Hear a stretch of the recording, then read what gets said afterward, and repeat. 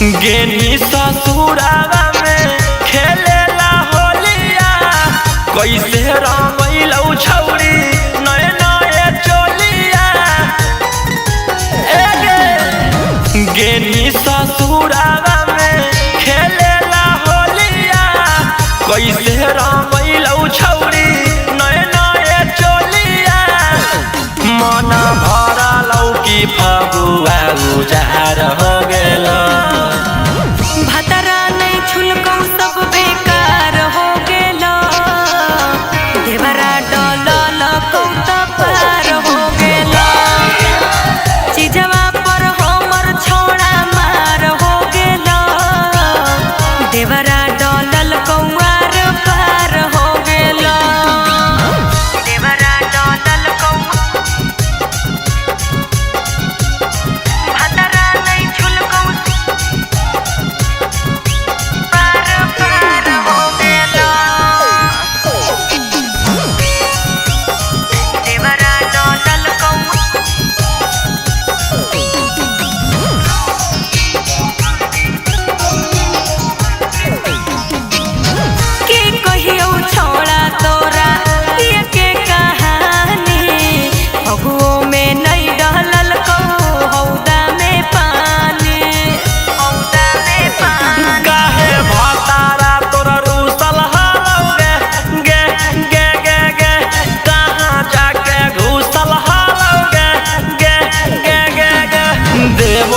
के सब अधिकार हो गेल भतरा ने छुलको सब बेकार हो गेल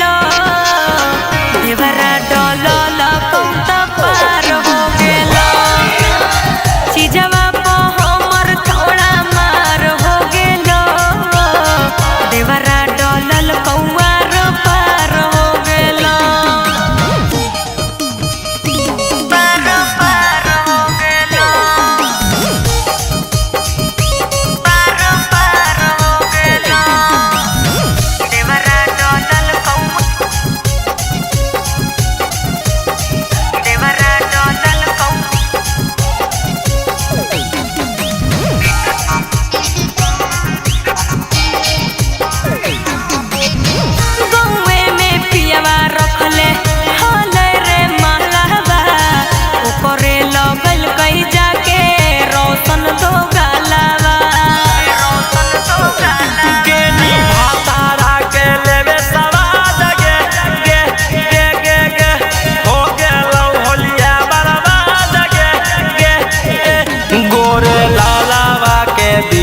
पत सवार हो गेल।